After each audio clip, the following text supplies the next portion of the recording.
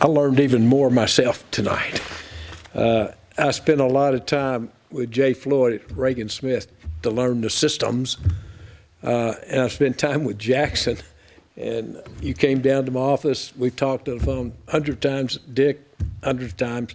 That's why I'm a believer in this system, and I think it provides what Walden as a community needs.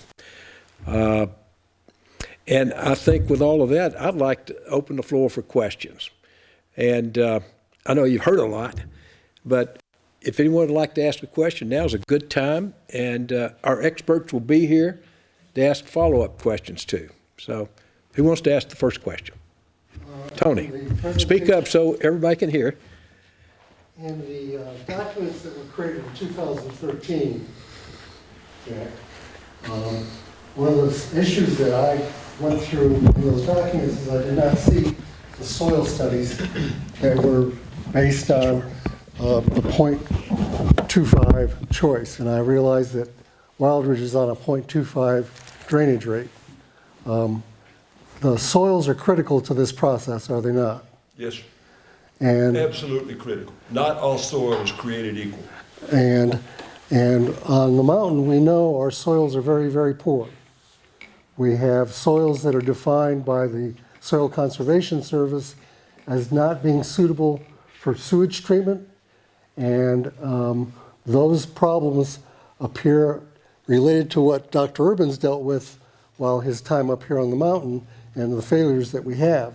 So I appreciate that the system can be adjusted to that, but until we know what the soils really tolerate, especially with the changes in global weather that we're experiencing, those adjustments are going to have to be critical to what is installed. And the fact that these are individually designed per location, per site, we still don't know how many of these sites we're going to need in the town center. So the prediction as to the size of your treatment facility and the number of those treatment facilities is going to change the hydrodynamics of Middle Creek. And because we're looking at just one proposal, it doesn't define all the issues that we'll deal with down the road with other installations. And as you said, you may not create all of these, but we have a total volume of water coming out of these every day. And every day, that's going to change the hydrology around Middle Creek and everybody down Middle Creek all the way to the river. So unless you can tell me, oh, water's never going to get to Middle Creek and turn it into a wet weather, and take it away from being a wet weather conveyance, I'm saying that single site issues don't describe all the issues that we're going to deal with on the town center. Okay. You answered your own question at some level in your summary. I'm going to say these liquids will never get to Middle Creek, and here's why. The average home at Wild Ridge, all right, is a 3-bedroom plus, which would be 300 gallons per day, T-deck, and the average home is using 146 gallons of water per day, all right? Your statement about bad soils, I'm going to take issue with because it's not specific enough. We have Lily and Ramsey soils up here, all right? Those are our predominant soils. The problem we've got is soil depth. We could not get permitted, and if he goes forward with this, will not be able to get permitted until a high intensity, not a low intensity or medium, a high intensity soil test has been run on all of his soils. And that is the minutes per inch of absorption. It's done by a licensed professional. I'm not qualified. They not only identify the type of soil, they identify the absorption rate. And then another thing, which you have not brought up or anybody else has brought up, but these systems need really special consideration if you get over a 30% slope. In other words, T-deck will go up to 30%. And Dr. Urban, anytime I'm off base, you criticize, stop me. But if you're going to go more than 30%, so when you look at a flat map and say, oh, we're going to have something here and something here and something here, Signal Mountains are just about out of developable land. And so the impact on Middle Creek is going to be, in my mind, if it's even measurable, because it is at parts of it of wet weather conveyance. But if you've got 0.25 gallons per day on an area the size of the half of a postcard, how is that going to accumulate to a level to get to Middle Creek? And if it's raw sewage, I'm on your side 100%. I don't want my raw sewage running into Mabbitt Springs, Little Sawyer, or Marshall Creek, or Little Falling Water Creek. But when I flush my toilet, it is. And there's no way around it. Okay? But what comes out of these plants is, my number is 95%. Dr. Urban is not going to agree with that. Jackson Brownfield's not going to agree with that. But it's not 20%. It's 88, it's 89, and you got to define how you're going to measure it and what are you looking for. So even if you had more than what we're averaging, say, at Wild Ridge with 146 gallons per day, even if you had more than that, how is it going to be not 42 inches down? You got to think in 3 dimensions. 42 inches, it hits rock, Middle Creek. Instead, it's 6 inches up. It's 6 inches down. You're 8 inches down. And what's happening is the way the good Lord designed this planet is when that fluid comes out, the roots go, lunchtime, who rang the dinner bell? So it's absorbed back into that forest stuff and into those roots and goes up into the plant and doesn't have the opportunity to go down. So think about this. I'm a farmer. I raise corn, beans, and wheat. All right? After we plant our corn, we want a drought because the roots go down looking for water. All right? They're looking for water. On these systems, because you're stable, your source of water is not rainwater, it is rainwater, but in addition, it's pumped some semi-sanitized water, your root structure doesn't go down, the roots stay up there, and these things are designed for no root intrusion, and so they stay up there and they wait for the water and they absorb it. So what you really end up with is at 42 inches where the raw sewage is, it's dry. Let me add a little bit to what he's saying as well. If your soil quality is less than 0.25, then we deregulate it. The state deregulates it. They'll say, best this soil can handle is 0.1 gallons per day. They'll deregulate it, and that's all they'll let us put in it. Further, there is pretty much a universal agreement amongst engineers and soil scientists that if you have these things, if they were like the old systems that we used to do, what's known as a low pressure system used to be around a lot more. Okay, so that puts out a lot more water in a much more concentrated area with much less treatment to that water to begin with. And those are prevalent. I'm doing one right now up here. And if I were looking at that, I would worry about where that water is going because it hasn't been treated to the level we're treating it to. It hasn't been sterilized after it's been treated. And because the water comes in such a volume, I don't know the locations of all the creeks you guys are talking about up here, but it has a better chance to travel to that creek. One thing I will say is that most geologists and botanists agree on is if they were looking at water that was migrating long distances that's already been treated, the nutrient uptake of everything that it's going through over that traveling time leaves nothing because the soil itself and the biology does more an additional treatment. So if we were to propagate more with the water, it would be treated some by the botany and by the soil. In this system, we're not, because we're only, as Jack has well put it, putting it into very confined space. You're talking 2 foot by 2 foot by 20 inches deep and this much water. Because you're doing UV, under normal circumstances, without the UV, we would be looking at metal fencing because of the possibility of people getting into that system. And they're trying to have equipment out of that to keep the soils in good condition to do treatment. So these issues are complex And I've looked at the diagrams for the installation at Wild Ridge. It's complicated. You have a lot of float sensors, you have UV lamps that seem to have a real failure issue, because over the last 4 years, those things have been replaced at least a dozen times. UV lamps have a life expectancy of about 6 months, okay? They're very expensive. Pardon? That's why they get replaced. That's why they get replaced. That's Number why you one. replace Number the two. fluorescent lamp. Your comment, I'm gonna take issue with. These systems have 3 moving parts. They got 3 moving parts. They got floats and a motor, and that's it. And in terms of the complexity at Wild Ridge, it's the most simple system in the world because it's got so few moving parts, and it's in our total acreage, okay, we've got right at 6.7 acres of drip field. All right, we'll end up with 148,000 linear feet of drip field. We are permitted for 643 bedrooms, and we are going to build out probably something in the order of 570 bedrooms. Cushion, cushion, cushion, cushion. Every step of the way, cushion. So I applaud your passion, and I applaud your total commitment to being environmentally sound.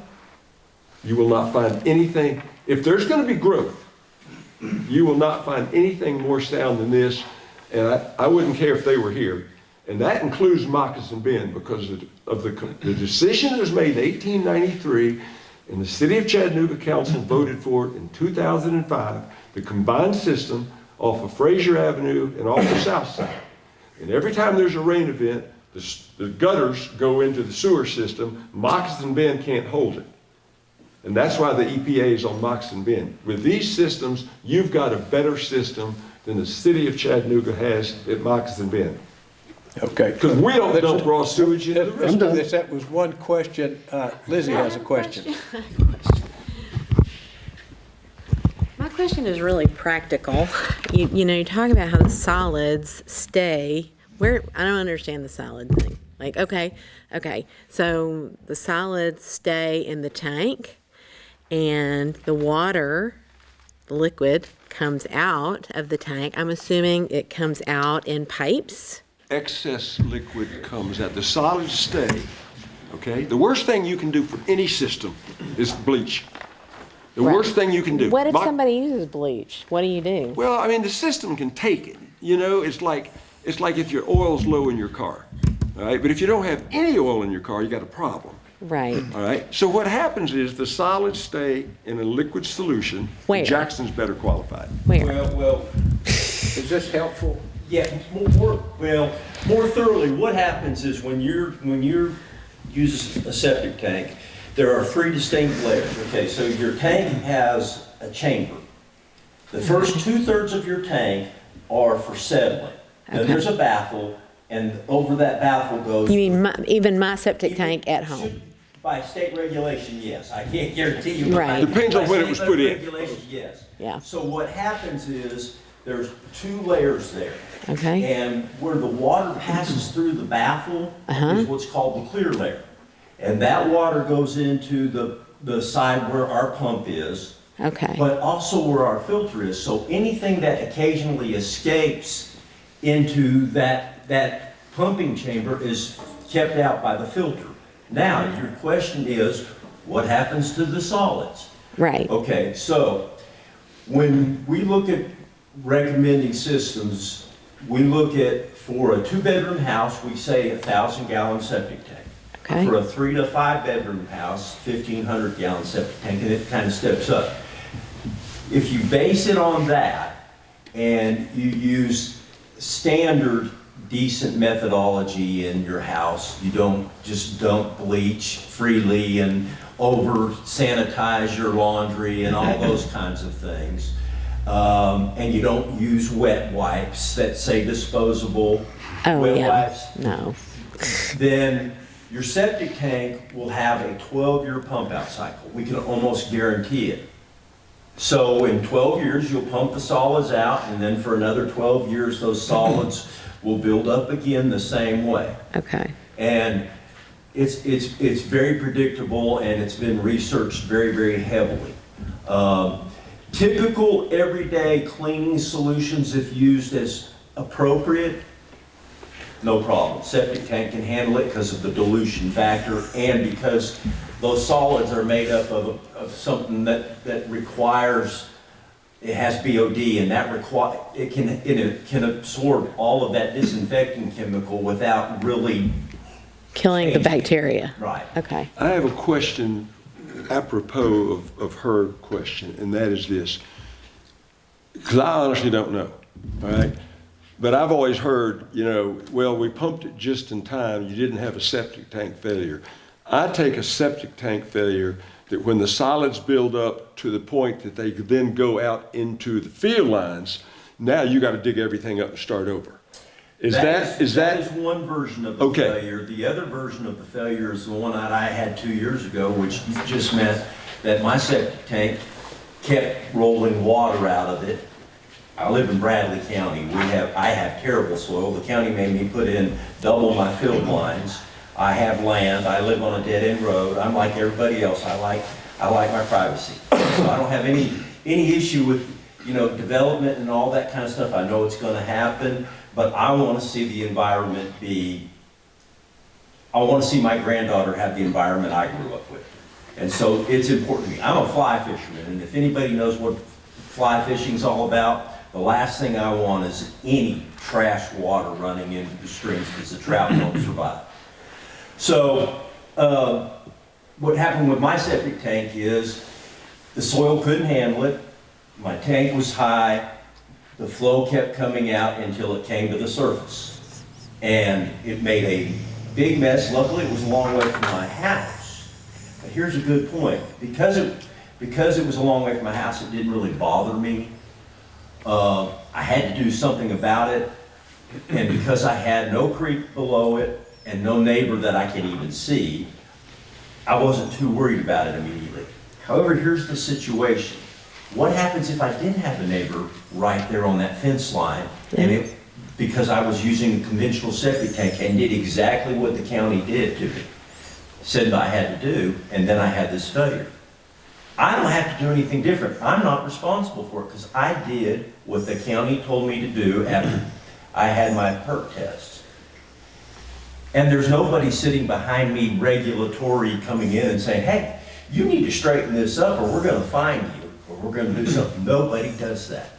But if you have the treatment system we're talking about and something happens, the regulatory body comes right behind them and says, you straighten this out or we're going to fine you and we're going to look at your license. And in the 5 years that we're talking about that we're going to look at, we may not renew your license. Ongoing guarantee of quality assurance is not me.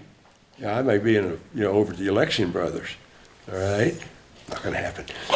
But I don't think so. No, never going to happen. But the ongoing quality assurance on these systems is not where we all live. And it's like, I can't even imagine what some of these homes are flushing their toilets and their showers going into. WWTA is responsible for it. I'm not sure I trust WWTA. I trust them more than nothing. Well, and also, like an extension of my question is, how big is this septic? I mean, is it big enough for 42 units? It must be huge. No, Jay, it'll be 1 you acre. want to answer that and show it on the map even? Well, in the green area on your site plan over there, Bill, is where we propose to put the dripper field. Okay. Now that's. So that's an actual tank. That's contingent upon a proper soil survey that's going to be done during. So that right there. That's 1 acre. And then we've got another acre. This is based on 42 townhomes, 3 bedrooms. You need about 1.2 acres, I think. It's 1.4 about, acres. it's about an acre, and we've got another Then you have 100% a replacement. reserve area right here, the same size. If something goes wrong, It's a they have huge 100% tank. backup.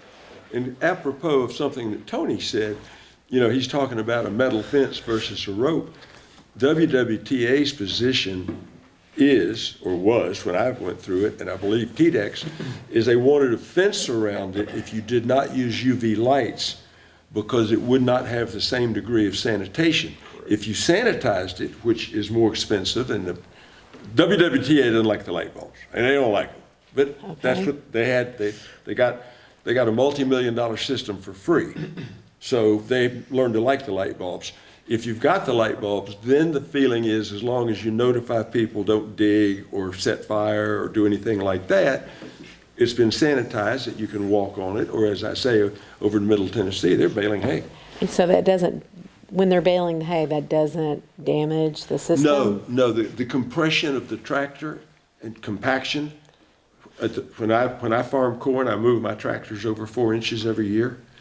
So that the treads don't go in the same place, okay? And so what all these tractors will do now with GPS and auto steer is there's not enough compression to get 10 inches down. Corn will only go down 3 to 4 inches. Soybeans 2.5 inches. These are 6 to 10 inches down. So the compaction of a tractor does not affect the emitter. It's just fascinating. And this will be small enough that it's gonna get mowed with a lawnmower, Okay. you know, or like a riding lawnmower. You're not gonna have. So you're not gonna have track- cars coming, driving through? No. There will not be access that way. Can I Yeah, ask a- and you notice the walking trail does not go through that. That's, yeah. And that's the Smart. reason. It doesn't want to disturb me. Yes. I just want to ask a quick question following up with this. Is it the area that you're looking, I'm calling it a drip field, is that the correct That's correct. term? Yes, ma'am. Okay, so that's clear cut? Is that, I mean, all the trees are cut down in that area, is that correct? No. Okay, That's one of the more interesting aspects of this. The first drip field I did, we had 82 trees left. That's the drip field. right, Okay, the second drip field I did, we had 3. The third drip field, we had 2. So there's Dr. Urban, he's out of it now, but he may have some input, but there's a body of thought that says, take out all the trees. There's a body of thought that say, leave the trees in. It's, if the trees are left in, then when you run these lines, this is a really scientific process. When you run those lines around the tree, you have blanks. You don't have the emitter, because when you go around the base of the tree, if those lines all scrunch up and you got all those emitters, you'll drown the tree. because I remember walking your property, which I appreciate, I keep trying to learn more and more, but it was a big field. So was that the first one that you cut down, then you cut less and less, So or? the first one had a lot of trees in it, and then the second one, we started cutting more and more. And right now, WWTA is kind of diverging a little bit from TDEC. TDEC's kind of not sure, that's my opinion, that's Okay. not their opinion, they're very sure, all right? But I maintain that you get a better job of absorption and you have fewer problems or potential problems if you have fewer trees. Are there standards, and maybe you know, Jackson too, or either are there standards for WWTA and TDEC, or, I mean, like, what would Bill have to, He would have to. what would he have to meet do? TDEC's requirements, and he would have to meet Right. WWTA's requirements. And he will have to meet whichever is more strict. Tougher than TDEC's. Okay, They haven't made up their mind, and we don't really care whether they take that. I mean, from a housekeeping standpoint, we don't care if they decide to take the trees out or not. But let me give you some information that will let you understand the situation. We do about probably 50 of these systems in the Sevierville, Gatlinburg area. You know, Okay. all those rental cabins up there, that's us, because they don't have sewer. Some of those systems, they clear cut everything, which looks bad to me on the side of the hill when it's clear cut, but that's my personal opinion. If that's what they want to do, that's what they want to do. Others have actually hired crews to go out there and put in as much as 170,000 linear feet of tube by shovel and not remove the first tree on a hillside. You can't tell there has ever been any disturbance on that hillside, and there's 170,000 linear feet of the tubing in the ground. Now, it's just a question of cost and what you want. Chattanooga is kind of thinking that they want to clear it more because it's easier for them to mow, is really the whole perspective to them. Post-installation maintenance. Okay. And Well, some, and so is WWTA responsible for post-installation? I mean, Yes. you develop, I mean, well, theoretically, you would develop this project. That's You're the right. developer, if the applicant, this is all at theory level. But, a developer, that's fire alarm. That's another fire. Wait a minute. My son's a firefighter, I know these Jack, things. after you finish the installation, Right. they're looking over his shoulder. Tell her what happens at that juncture. Yeah, so a developer, 533 Walden Emergency Service. oh, it's Walden. Testing its emergency alerting system on Thursday, November 14th. Oh, it's just a test. Okay, so the developer puts in the development, they sell out, let's just say, they sell out all the units, whatever, and now WWTA is left with managing this system. Correct. And we're going to assume, let's make an assumption that it's all 100% wonderful and great. But, year after year or month after month, WWTA is coming in however often they're supposed to do their checks to make sure everything's good. What would they want to see? What they would want to see is whatever, number one, and there's the man that will also be able to comment on.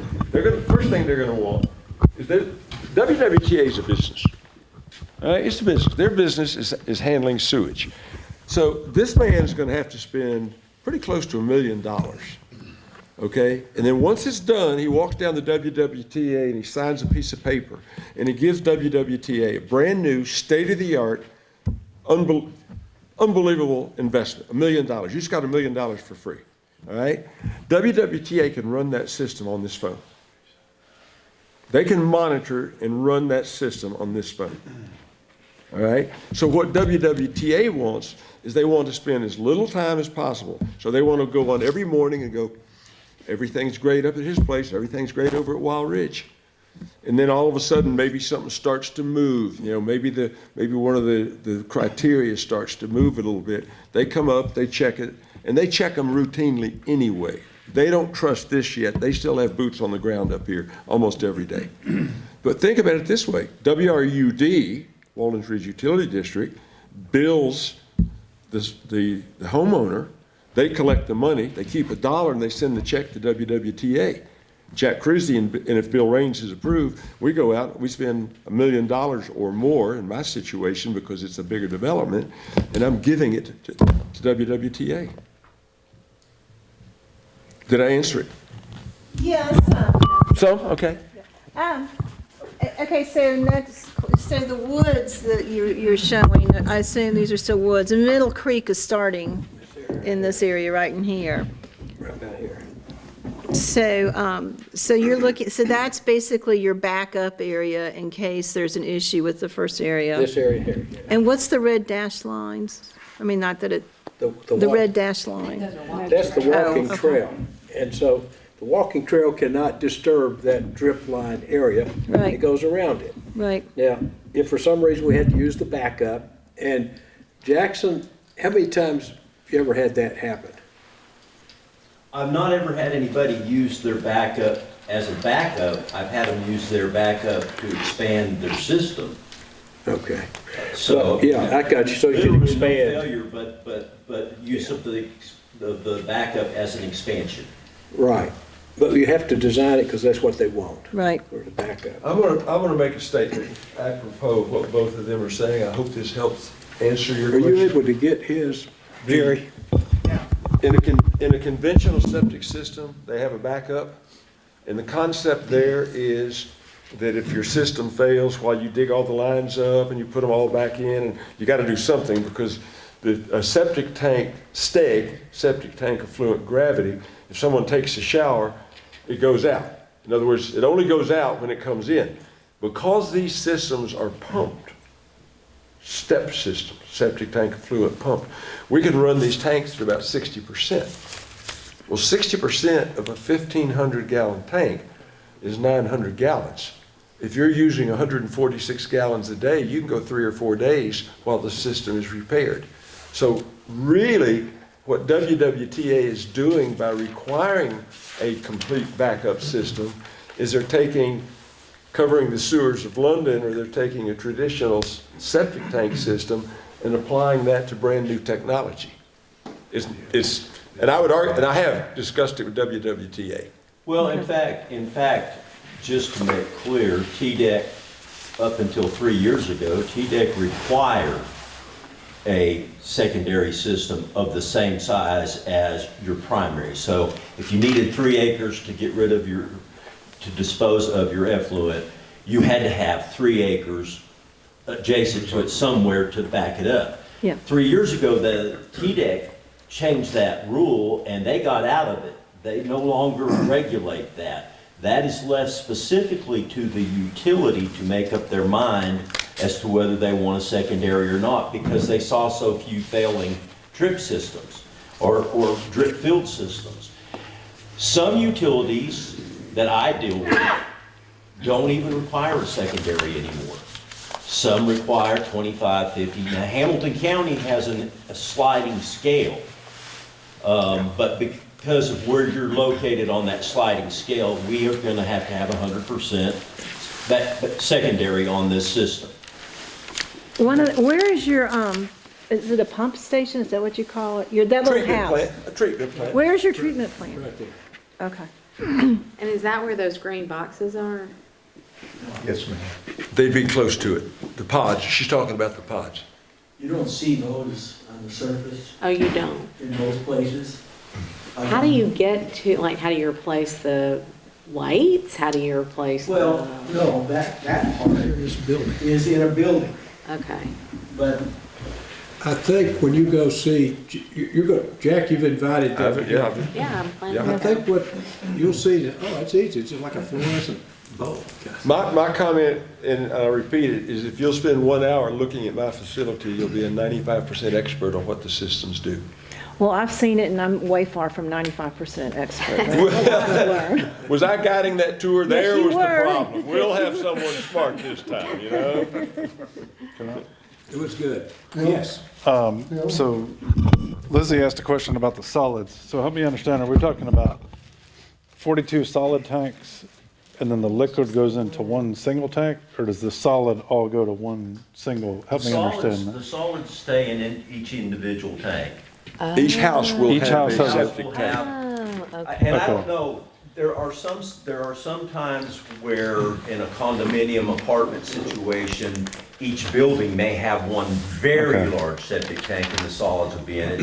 Then there are the other approach where each resident, whether it be a condo or a house, will have its own septic tank. That's more prevalent. So in this case, it could be 42 solid tanks or 22? There would- Yes. Just answered it will be. So your solids will be staying in those 42 tanks. And then the liquid And all goes, the liquid will go to the treatment plant, will go to the recirc tanks Okay. first. And they're looking at 1,000-gallon tanks each, 1,500. 1,500. That's the pod that, in the house, yes, ma'am. Those, one of those is the flow pump, and the other two are access. Okay. That's what you're seeing when you drive through Wild Ridge. Yeah. Okay. Can I ask kind of an obvious question? Sure. Why is Mike Patrick not here? I don't know. Ask Mike Patrick. I had an objective, out of the area operator who's sick. Well, I think Mike Patrick had a number of comments that would have contributed to this, and it's unfortunate that he's not here. He's the one that's going to be responsible. I can't answer this for you, that you should go to where Mike Patrick stands. There are 2 systems being built a little bit north of us in Hamilton County that they will operate with 60,000-gallon systems on each of them, and the equipment is on the ground now. Can you tell us where that is? One is going to be on Birchwood Pike, the other one is on Ooltewah, Georgetown.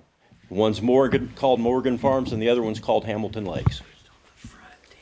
And they wouldn't be at that stage of development. WWTA hadn't reviewed it, looked at the soil, looked at the loading. The biggest word in all of this is loading. What can the soil take? This table can't take any loading. All right, but the soil, and they looked at it, they approved it, approved for construction.